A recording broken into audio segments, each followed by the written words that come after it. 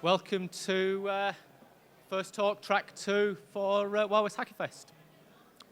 And take a break. My name's Robin Wood. I'm a freelance pen tester from the UK. I've been testing for, I don't know now, about 10, 15 years. But in terms of today's talk, that's... Whoop. Is that better? Are we closer now? The more important side of my life for today is that I run my own business. I've got family, a couple of young kids, and I'm constantly trying to find ways to make sure that work life doesn't overtake my fun life.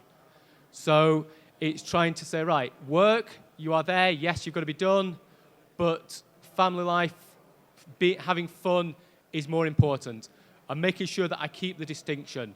And what I want to try and get across today is that yes, work is important, but family, life, all that kind of stuff is generally more important, or certainly for most people. So it's going to be a talk of two halves. First half, did anybody see the survey I put out about a month ago? Nope. Basically, I asked a bunch of the community questions about sort of how much time they spent in front of screens, what they did to escape from the screens, what they did to get away from work, what hobbies they had, did they think work took over their social life, stuff like that. The amount of data that came back was massive, and I've nowhere near got enough time to cover it today. So I'm going to cover bits of that, and the rest of it will come out in a blog post later. Second half of the talk is going to be about escaping work, particularly about hobbies and ways to get into hobbies, things that you may not have thought about, particularly if you've tried stuff in the past and it's not worked for you. So if you're looking for a big technical talk, Dave's over there. If you're after more of the soft stuff, stay around. I'm not going to try and preach or judge or anything like that. Everybody's different. Sometimes work does come first. If you've got a start-up business, you will be plowing 12, 18 hours a day into that business. If you've got a new family, you'll be putting all your time into the family. Sometimes work has to come first. Sometimes social life has to come first. You take out of this what you need from it. I am not going to say you must work an 8-hour day and then you must go off and do something else, because that's rubbish. You fit things around your life. You work out what you've got to do. I'm just going to give you some ideas of how to decide how to break it down. And maybe after you've thought of those ideas, it might sort of shift things around for you. So, work-life balance side of things, the survey. I did a survey, as I said. So, I like surveys because it gets the opinion of the community. The results from this are not my opinions, they're the opinions of the community. If you don't like the results, turn to the person next to you, tell them, because it was their answers, not mine. First question I asked was about how many hours you spend in front of a screen a day. And certainly in the UK, and I've been told in the US as well, your average work day is 8.5 hours or so. So most people from this are probably doing a standard work day. And then you've got the top end, the 9 to 13 hours, people put in the overtime, and a few people going way over that. As I said, though, the extra time, it may be business startups, it may be people working on that special project that's got to be done this month. Sometimes working the longer days is not a problem. But if you're doing that all the time, if you're regularly putting in 13-hour days, you might want to think about it, try and adjust it back a bit. Outside of work, how much time you spend. So this is just sort of watching TV, gaming, maybe working on your own projects. And the number here, the sort of 1 to 4 hours, is kind of what I'd expect. You finish your work day, you come home, you slump in front of the TV for an hour or two in the evening. It's reasonable figures. People putting in, again, 9 to 13 hours out of work. That's a lot of hours, particularly if you're doing a full day. I don't know how it fits in, but yeah, so most people, I'd say, tend to feel that they're putting in, they're not doing too much. However, asking the question, do you feel you're putting in too much? A lot of people said yes, they think they spend too much time in front of a screen a day. So if you're one of those people, I'm going to give you some ideas of how to escape it. On a weekend, so most people seem to be spending 1 to 4 hours in front of a screen at the weekend. Again, it's reasonable figures. It's what I would have expected. People aren't spending all day glued to the TV. Obviously, you've got a few sort of binge watchers. Oh, sorry, this is the... so this is sort of people watching TV just on the evenings, on the weekends. Again, out of our... this one, I've got my numbers the wrong way around. This one was how many hours working on the weekend. So most people seem to be putting in a few hours work at the weekend. So maybe finishing off reports, clearing their inbox. It's the kind of thing that most people would expect to do. But if you're in the box of doing sort of 5 to 9 hours extra work on the weekend, you're putting in an extra day's work for your company. If you're not getting paid for that, that's quite a bit of your life. An extra day a week's work. Again, you might want to sort of think about that. Do I really want to be doing this? Do I need to change something with work? Is work expecting me to do this?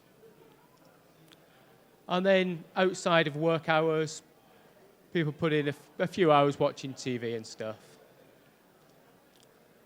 And generally, most people were sort of a 50-50 split. Yes, we spend too much time in front of TV or in front of screens at the weekend. 50% sort of, no, not really, that's not too much. And overall, so complete lifetime, most people do feel they're spending too much time in front of a screen. So again, it's the kind of thing, trying to get people to get away from the screen, to get up, to do some exercise, to do alternate things away from a computer.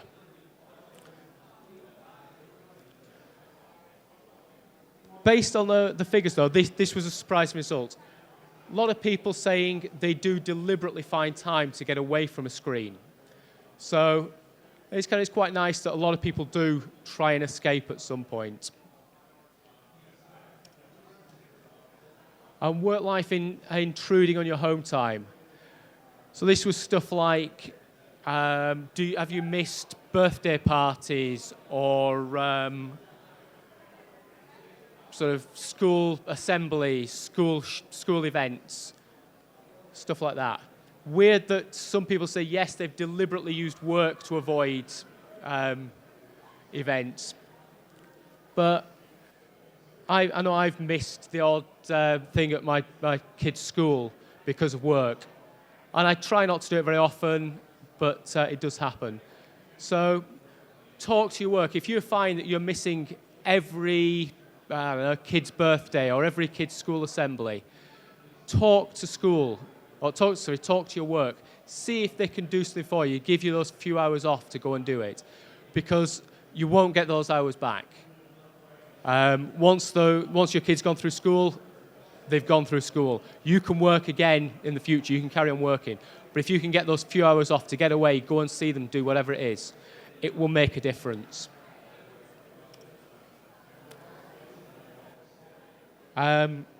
Again, sort of people deliberately choosing to miss things based on work. So there was sort of some quick stats. I'm going to put all the data up for that later. I'm going to release the survey results and probably do some blog posts about it. There were a few little things I would have done better in it, sort of maybe splitting down what country people were in. It might be that in the US you tend to work an extra few hours that the UK doesn't, or something like that. So I will put all this data out at some point. Who here has hobbies outside of IT and security? Yeah, quite a few of you. That's good. So it might be sort of preaching to the converted, but generally what you'll find is that if you've got something outside of work that you enjoy doing, it's a lot easier to get away from work.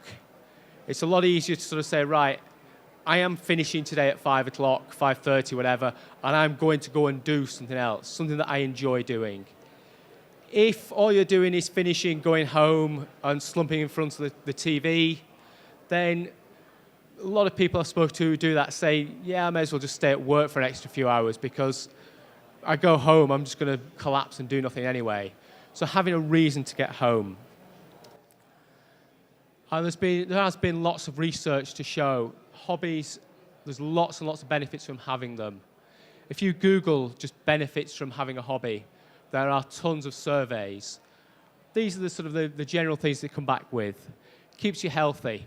So obviously not all hobbies are sports-based, but anything that gets you moving around, gym work, running, stuff like that, it will obviously improve your health to some degree.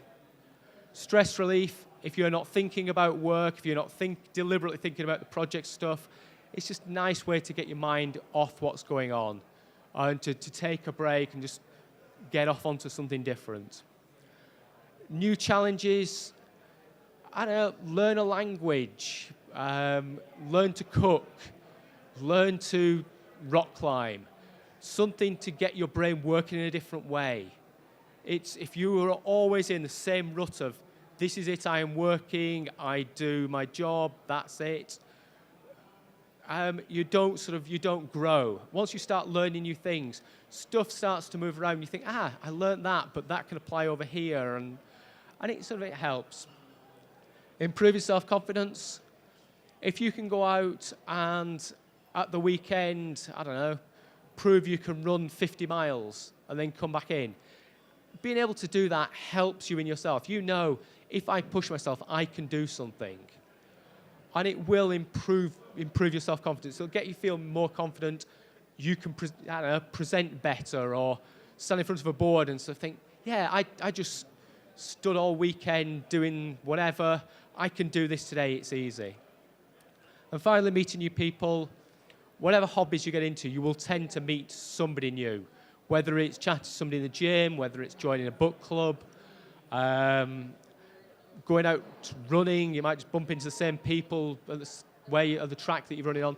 New people, the bigger your network, it's always better for you. You never know, you might bump into that one person who gives you a new job opportunity and buying your life completely changes. So that's the research-based benefits from a hobby. And in the survey I asked, why do you have a hobby? And this backs up the research. These were the top results from the survey. So people saying, yes, I want to do it to relax. The flip side of that is, yes, I want to do it for the adrenaline rush. But it's kind of the same thing. If you're having an adrenaline rush, you're not thinking about work. You're on something else. For the physical challenges, the mental challenges, socializing, as I said, meeting new people, getting away from work, getting away from screens. I also asked those people who didn't have a hobby, why not? Again, these were the 4 top results that came back. Not enough time. Well, if you've not got enough time because of work, maybe sort of discuss this with work, think about it. Work should be, for most people, like I said, about an 8-9 hour thing a day, 5 days a week. That gives you weekends, it gives you evenings. If you're not getting those evenings, then you need them. Think about some way you can change up your work. But again, as I said at the start, if you're on a new business startup, then yes, you are going to be working those 18-hour days, but still, it's a good idea to find some way to fit something in, find some way to break away from those screens. Even if it is for half an hour, 3 days a week, it's something that you're doing differently. Some people say they can't find something they enjoy or they can't find something they're good at. Next few slides, I'm going to cover some ideas. There are plenty of things you can be doing. If you've not found something you enjoy, keep looking. And then a few people said they hadn't thought about having a hobby. That seems a bit weird to me, but yeah, just have a think about it. Hopefully this will inspire some of you that don't have hobbies to get out there and do something. So these are some of the basic ideas. Standard stuff, running, gym. They got the martial arts. I really hope marital arts as a hobby was kind of a typo, but you never know. If that was you, please, I don't really want any more information about it. It's a family conference. So these are the more sort of physical side of it. And they don't have to be physical. So sort of the non-physical side of it, drawing, arts, board games, playing music, listening to music, amateur radio, puzzles, building Lego, learning languages, DJing. Okay, watching movies is still in front of a screen, but it's not work. It's switch your mind off for a few hours and watch the mindless violence of, I don't know, Avengers or whatever. It's just something a bit different. Something my brother decided to do. He's into horror films. He decided that he was going to watch 52 horror films in a year, so one a week. And he's just put himself up a tick list, and once a week he has to find a couple of hours out of his week to sit down and watch a film. And it's just a thing that, right, I have to do this week. And he's blogging about it, and he's rating the films. And it just is a thing that it gets him away from doing work. And if you want to sort of, rather than just be selfish and do your running for you or whatever, think about helping out with other groups. So sports for kids, maybe scouting groups, working with groups with learning difficulties or special needs. There's always groups out there that want volunteers to come along and help them. I used to know a guy who worked something like this. It was people who befriended elderly people in the community. And he said when he started off doing it, he expected it to be mostly give. He'd come along, he'd chat to them, he'd run some errands for them, and he'd be doing stuff, and it'd be, say, mostly giving. And in the end, he said it was so much give and take. They were giving so much back to him. He really loved it. And he ended up taking them to the park, and they were teaching stuff about when they were working and their past lives. And he absolutely loved this. And obviously, the old people that he was working with got a lot out of it as well. So hobbies don't have to be, I'm going to run around the park 3 times once a week, or I am going to sit down and read a book. They can be more diverse, and things like this are good ways to do it. Some people say that, yeah, I can sort of start things. I've started running, and then I drifted out of it, or I started painting, but then I sort of stopped, and I couldn't be bothered. I couldn't find the time. So something really good is to commit and to be accountable for what you're doing. And was it back in October kind of time, 2016? At the time, I could run 3K comfortably. I could probably do a 10K run. So what's that? 1.5 miles up to 6 miles. I could probably do a 6-mile run, okay. And I saw an event called the Coast to Coast, which was 105 miles mix of running, biking, and kayaking across Scotland. Split over 2 days, and go, run, kayak, bike, whatever, get yourself across. And I knew that at the time there is no way I was fit enough to be able to do it. But I had a year. This was October 2016. The event was October 2017. And I went, sod it, I'm going to sign up for it. I'm going to do this. And at that point, I committed to doing it. And I told everybody I knew I was doing it. And I started off. Also realized that there was no way I was going to be able to sort of sort it out myself. So at that point, I got myself a personal trainer. And what she does is she sets me a weekly plan of these are the sessions I want you to get done this week. And at the end of the week, I fill in a spreadsheet and said, this is what I've done. So all that helped me in 3 ways. The first was, as I said, signing up gave me something to do. It's a long-term goal. There it is. It's coming up. It will happen. I want to get through it. I want to complete it. Signing up with a personal trainer, at the end of the week, if I wasn't writing down, yes, I'd done these sessions, she was coming back to me. Why have you not done them? What happened? And just having her looking over my shoulder going, yeah, you slip in a session here and there. What's wrong? Why are you doing it? Really felt like I had to do it. And the last one, I was paying her good money to do that for me. I'm a bit of a tight ass. If I'm paying money, I want to get my value for money for it.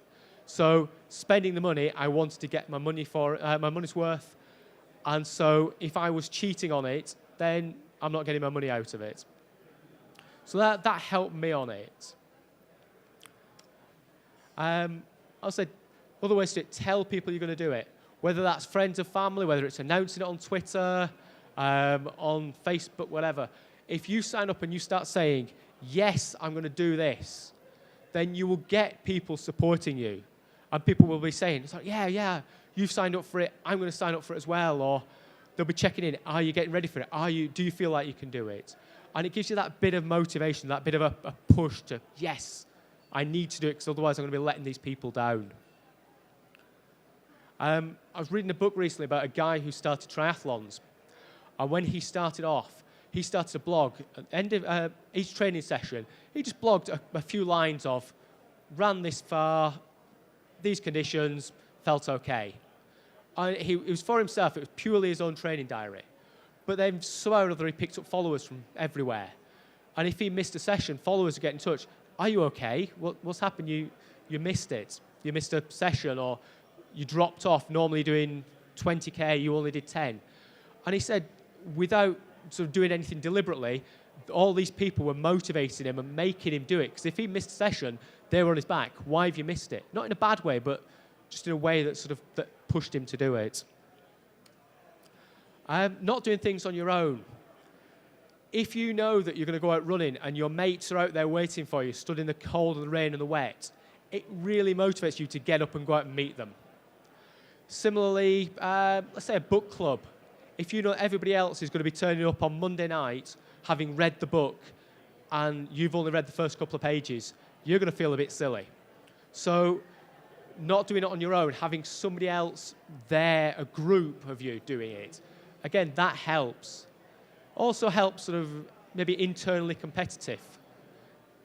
So yeah, we all pushed it this week. Somebody managed, I don't know, 5K of something. Well, I'm going to try and beat them a little bit.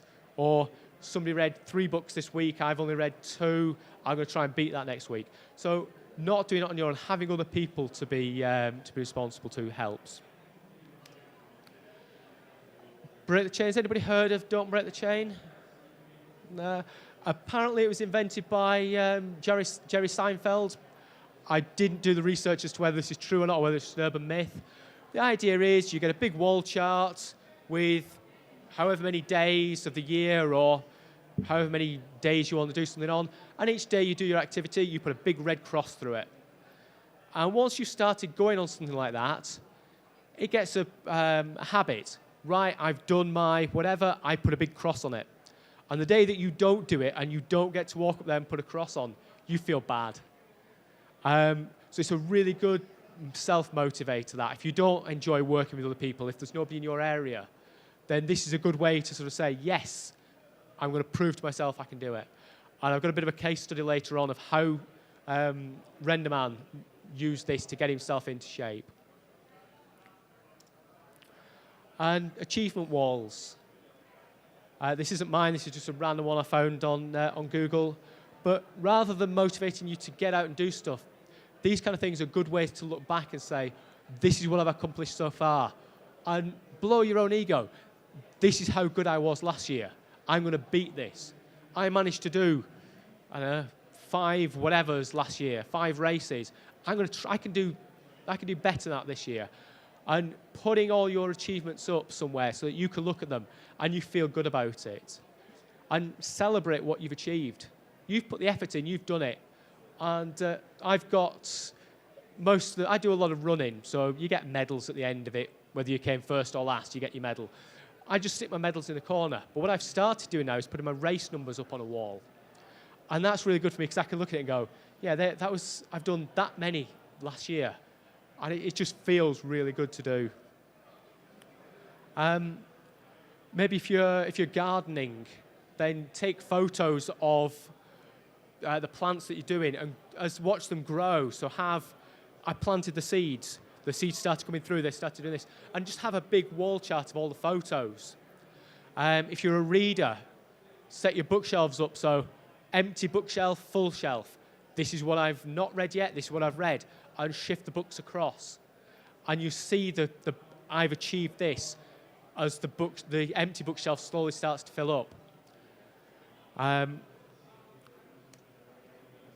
So, having said that, trying to push yourself, trying to motivate yourself. At the same time, don't be afraid to have a bad day. And Okay, example of this from my life. When I started off in computing, I was employed for a couple of years, and I decided I was going to break away and go freelance. And in doing that, I set up a freelance business. While I was trying to build the business up, I was also working as a climbing instructor. And I was a big climber at the time. I was climbing 3 or 4 days a week, at least 3 hours in a session. I was also working most weekends at the wall, a couple of evenings a week. And after a couple of years of that, I burnt out. And I went climb one night, and I just thought, I can't be bothered. I really can't be bothered. So rather than climbing 3 or 4 times a week, I dropped it down to one 1 hour session, if that. Most of that time was chatting with mates. But all I was doing is just ticking over, just keeping it going so that I was still connected with it, but I wasn't pushing myself. I think it took about 6 months. And after that, I don't know whether, I can't remember if I watched a film or just saw somebody doing something. I suddenly thought, you know what, I want to get back down the wall again. And that's it. I almost ran down there, and I was straight back into the sessions again, back up to my 3 or 4 times a week. I had the same thing with running. I just hit a point of, I just can't be bothered going out. Luckily, that only lasted for a couple of weeks. And I told my trainer, I said, look, set me stuff, but over the next couple of weeks, don't be surprised if I don't do any of it. Or if you set me a 10K run and I go and do 2K. I just don't feel like it. I just lost the mojo. So, yeah, push yourself, do things, get out there and enjoy it. But don't worry if things go a bit wrong. And if after a couple of months you think, I really can't be bothered going back to it, that's fine, find something else. Just because you decided you were going to get into swimming, if after 2 months you don't enjoy swimming, fine, ditch it, do something else. This is your social life, this is something you're doing for fun. If you're not enjoying it, it's not fun, find something else. Maybe if you suddenly start getting paid for it, then yeah, you become a pro swimmer, you kind of have to put up with it not being fun occasionally. But if it's your social life, it's your hobby, drop it. And also, sometimes work and other stuff does have to come first. So yeah, sometimes the boss will say, for the next month, we are working 12-hour days. We've got to get this project turned around and out the door. Yeah, do it. That's fine.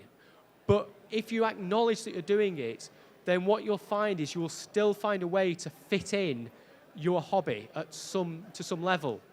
Yes, you may drop down from doing 5 2-hour swims a week down to 2 half-hour sessions. But as long as you acknowledge that's happening and you've got some kind of visible endpoint for it, then you're still getting the benefit out of the hobby, and you know you will be back at it. So acknowledge that things go wrong, acknowledge that sometimes you can't do it. But also try and fit in stuff around. So while I'm here, yeah, I can't go out and do my normal runs, but tomorrow morning, and I think John said 6:30 in the morning, which is not the greatest time, but it's the hacker run. So we're going out and doing a run there. Similarly, if you're going on site, if you're normally a cyclist and you end up being sent on site for a couple of weeks, yeah, you might not be able to take your bike with you, but take your trunks and go for a swim in the pool, or take your running stuff and go for a jog. Fit stuff around things. So some tips from the survey about sort of making sure that you find time to fit stuff in. So the first one, turn off notifications. If you're in the middle of a workout and suddenly your phone starts binging and work's harassing you for stuff, then there's a chance that you will stop what you're doing and you'll sort of maybe drift away from it, or you'll finish the gym a bit early because you've got to get home and answer that mail or fix that server. Turn them all off. Leave your phone in your locker. There's a great thing that somebody said, most of the time you have a choice. If you don't want to answer that phone call, don't answer it. Carry on with what you're doing. Unless work says you are on call, you have to answer it, then most of the time you have the choice. You might not feel like you do, but once you've started with the mindset of, yeah, I don't have to work 3 hours in the evening every evening, then you start to reclaim your evenings. If you find your current company's not great for letting you have outside interests, look at stuff like Glassdoor for company policies for if you're moving companies. And hopefully that'll give you some idea of companies where they actually value your social life. I know a place like Black Hills, they don't expect you to work the weekends. They don't expect you to work the evenings. If you are doing, they'll tell you off. Right, stop working, get outside, get doing something. That can wait till Monday. And find a hobby that you like more than work. Okay, you're not getting paid for your hobby, so find something that you really enjoy doing. Learn to say no, sort of politely. Oh, can you just run an extra couple of hours this evening? We just need you to finish this report. We just need you to do this. Occasionally, yes. Every time, no. If you always work in an office, maybe see if you can shift to working from home a couple of days a week. Reclaim that commute. So rather than sitting on a train for an hour every morning, an hour coming home, take that to go to the gym, or take it to read a book, or do whatever. Reclaiming the commute. Having separate work computers, work phones. People say it's great. You get home from work, you put the work phone in a drawer, you turn the work laptop off, or you don't even bring it home. Work can't harass you outside your work hours. And using scheduling. If you book in if you're sort of a company that works by calendars, everything's done by you must book this, you must put in my calendar. Block out time, block out your lunch half hour, block out your hour, whatever it is. And so say, I am not available for that time. Similarly, I am not available before 9 in the morning. Tough luck. First meeting you can have with me is 9 o'clock or 9:30 or whatever. And then you can run into work. You've got time to get in, get changed, get rid of the sweaty clothes, and be at your desk for that first 9 o'clock. If people are sort of say, oh, well, we'll put a 8:30 appointment meeting in. You can get in a bit early, can't you? Well, if your scheduling doesn't allow before 9, they can't. And the last one, have kids. It's not exactly what the guy said, but he said when he had his daughter, both him and his wife dropped from working 5 days a week to working 4 days a week. And that extra day, he's looking after his kids. Looking after his kid. And it's a brilliant way to take your mind off work, because you cannot look after a toddler and work. I've tried it, it doesn't work. You end up with stuff all over the laptop that shouldn't be there. The quality of your work's rubbish, you just can't do it. So kids are a really good way to break out of work. However, I am not advising you to go out and have kids purely to find a hobby. That's not what I'm suggesting. So, quick case study. Does anybody know Renderman? Yeah, a couple of people. I sent him, I know that he'd got into having sort of unusual hobbies. And about a week ago, I sent him a couple of questions, sort of, can you just give me a couple of lines about the hobbies that you've got into? And that's, I said a couple of lines, that's what I was expected. And 2 days ago, he sent me a reply, and it was an email this long. You could have done a whole talk on it. So I'm going to sort of condense what he said here. But the basic thing of it is, he said a few years ago, he was looking at himself in the mirror. If you know him, he is stick thin. He's the sort of the stereotypical geek. And he's always been told he is a geek. And his mindset is geeks are stick thin. They're not athletic. They don't do sporty things. And he said one day he was looking in the mirror and he realized, hang on, I've controlled myself. It's up to me what I look like. Just because that's the stereotype, I don't have to abide by it. I was, right, I'm going to get fit. And he started off and he was doing push-ups. And he started doing a few sit-ups. And he built it up from doing 5 a day to 10 a day to 20 a day. And what he ended up doing was setting himself the goal of 100 push-ups a day for 100 days. So this is kind of back to the don't break the chain. He decided 100 days and he was going to do 100 push-ups every day. And for the social media, sort of the pressure of it, I saw him sort of start to tweet about this. This is what I'm going to try and do. And every now and then he gives updates of how he's doing. Now he said it was going well, and then something kicked off a while ago, and he had to take a couple of weeks out of it. But he said he knew he had to take the time out of it. He knew it would be for that kind of period, and he would get back into it afterwards. So again, what I was saying with the don't worry if you have to take a break. Take the break, acknowledge that it's there, and get back into it. And December the 1st, he says, is going to be the end of his 100 days. And when he gets to it, he says he's probably going to try and carry it on. So he's done that, he's done his block, and he'll see what happens after that, but he's probably going to carry it on. The other thing he got into, now if you're squeamish, I would turn away for a second, because the next slide's a little bit gruesome. He got into suspension. So suspension, if you are looking, it's basically taking meat hooks, putting them through your body, and hanging off them. And the picture on the left is what was left of his, obviously a different hang, but what was left of his back after doing one of those sessions.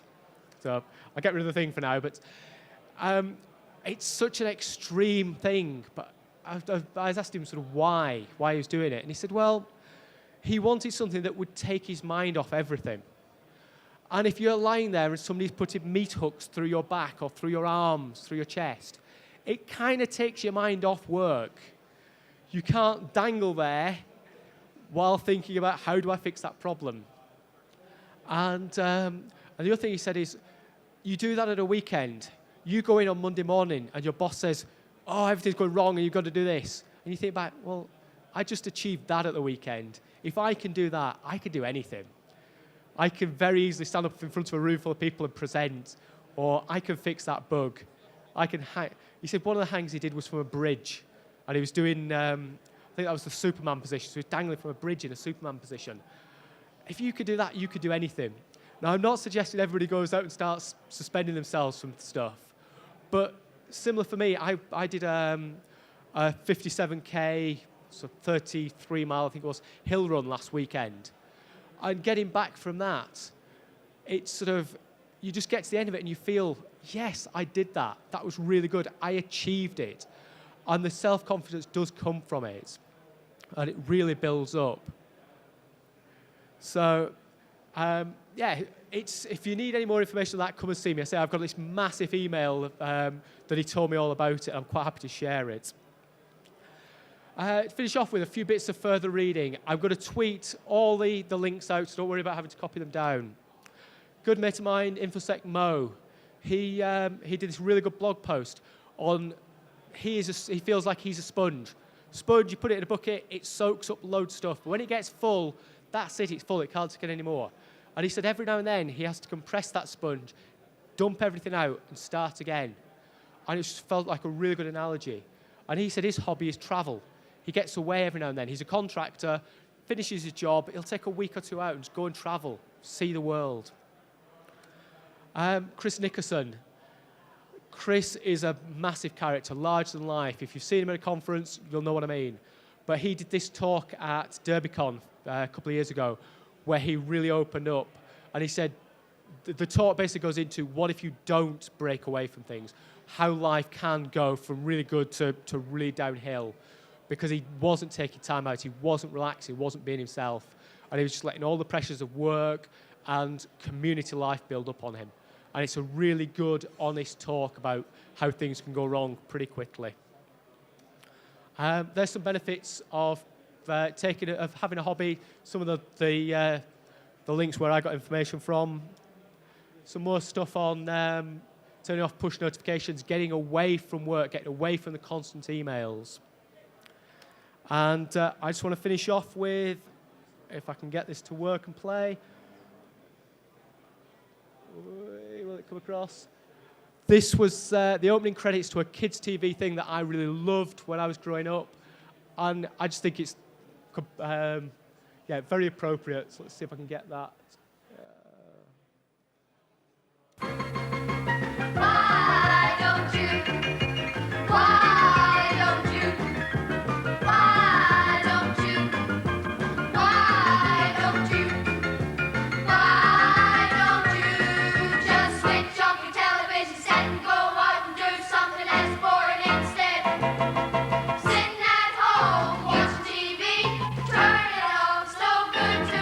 Survive!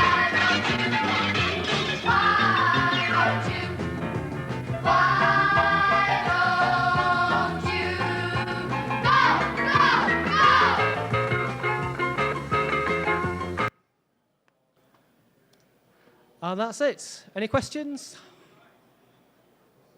Nope. Well, if anything does come up, so I'm going to tweet all the links from stuff. It's scheduled to go at 11 o'clock. I hope I've got the time zones for it right. If you want to come and see me afterwards, I'll be hanging around for the whole weekend.